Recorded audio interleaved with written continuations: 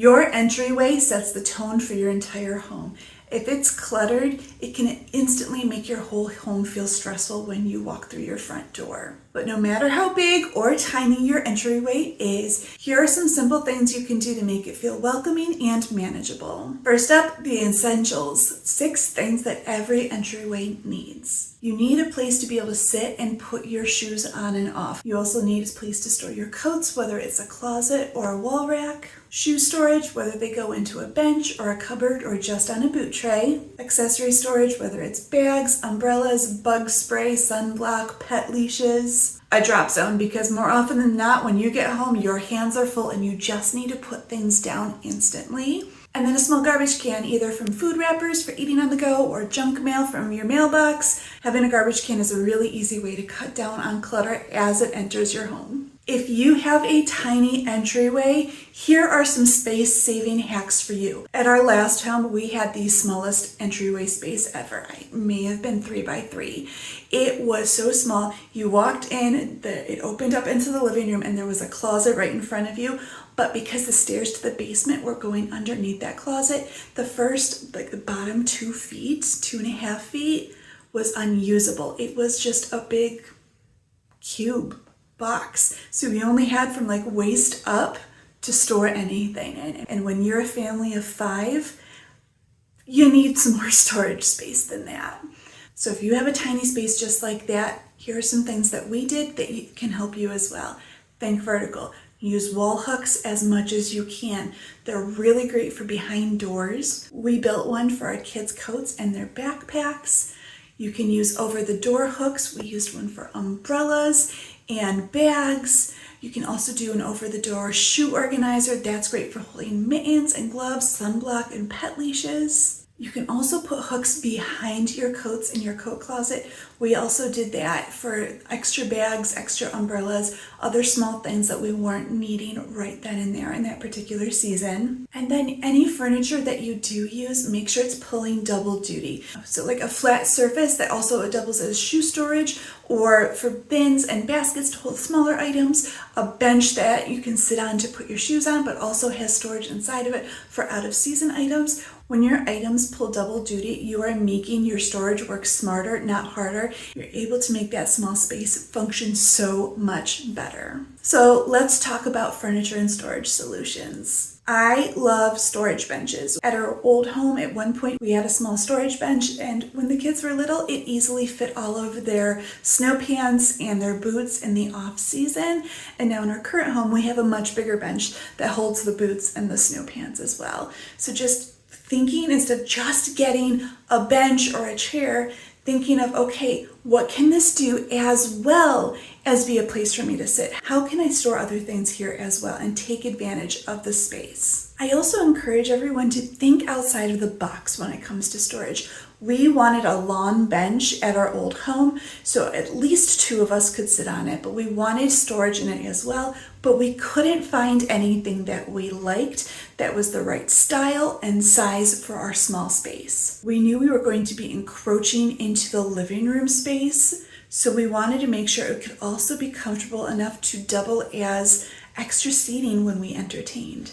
Well, we just so happened to find an entertainment center that was the right dimensions, it was comfortable for sitting on, it was sturdy enough to hold even adults, and it was perfect for putting baskets in to hold all of our items. We just threw a couple pillows on top of it, and it was actually a favorite space for our kids to sit and read every day. And then we also have used dining room buffets. We used one in our old home at one point. We have another one here at our current home. They are great for keeping the clutter of an entryway behind closed doors to keep down on visual clutter. Now you have to make sure that you're keeping it organized and just not throwing things in there willy-nilly, but drawers are great for mittens and extra keys, or even DVD players if you don't want them to be in your vehicle all the time. Behind the doors are great for baskets to hold other small accessories, or even shoes. Our current one, my husband and I use it to hold our extra shoes that we're not wearing daily but are still easily accessible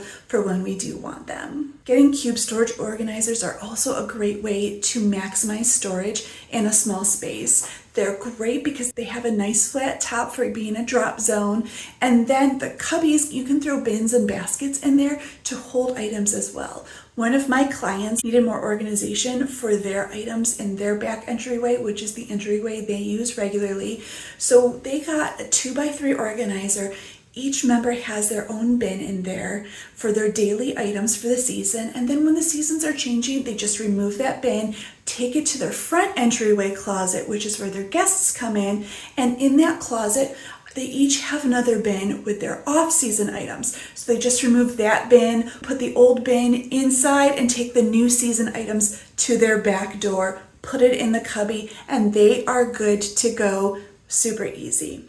We also do something similar in the closet behind us. You can see that we have baskets on that shelf. These are where our off-season items live for each family member. Also, other fun things like our reusable water balloons and squirt guns and things like that live up there year-round. And then on the side of the closet, we each have a basket for our daily items for that particular season. And last are some extras that I find are really helpful for entryways that sometimes get overlooked. We love boot trays. My husband has one for his daily shoes. I have one for my daily shoes.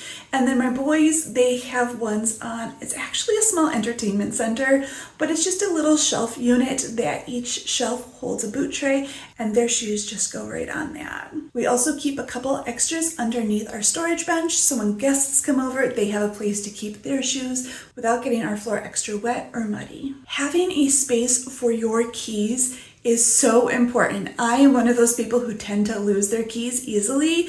So having a spot where it's just natural to put them, whether it's a bowl to just drop and go, a hook to put them on. I know some people just leave them in their coat pocket, on top of their fridge, even on their nightstand. So if they need to hit a panic button in the middle of the night, it's an extra safety measure.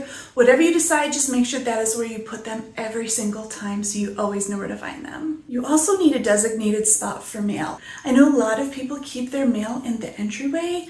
I personally don't like to do that because it's out of sight, out of mind. I prefer to keep mine in a basket on my desk where I will see it and I will take care of it.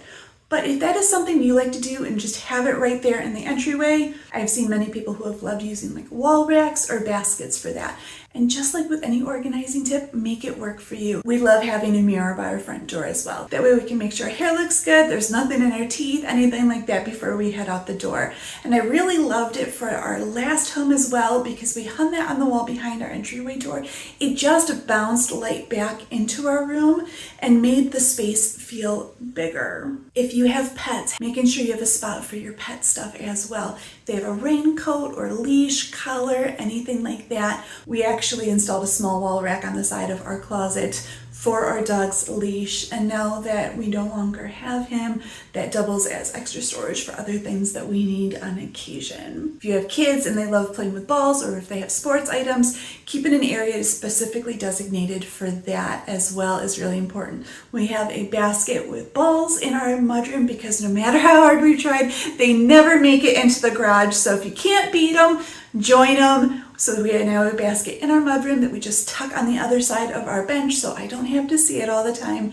And now that my son is older, he actually has a bag for all of his sports gear. So all of his stuff, he's really good about keeping that all together. And then my biggest 2 tips I actually saved for last. So if you stuck around this long, you are in for a treat. The 2 things that have worked best for us for our entryway space is our door handles. We have replaced our doorknobs with handles because when we walk into our home and our hands are full, you can't turn a doorknob, but you can use an elbow or a foot to turn a lever and get into your home.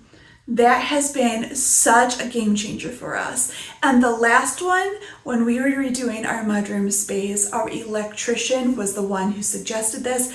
I thought he was crazy, but then he's like, think about it, Shauna. When you come home after a long day driving to away sports games and you're coming home and your hands are full and it's dark out, if you open that door and you have a motion sensor light, it's going to turn that light on for you.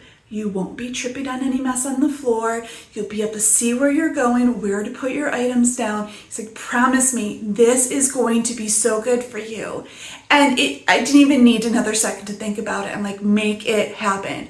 A motion sensor light, which went off now because I'm not moving enough. Perfect timing. I swear my motion sensor is a paid actor.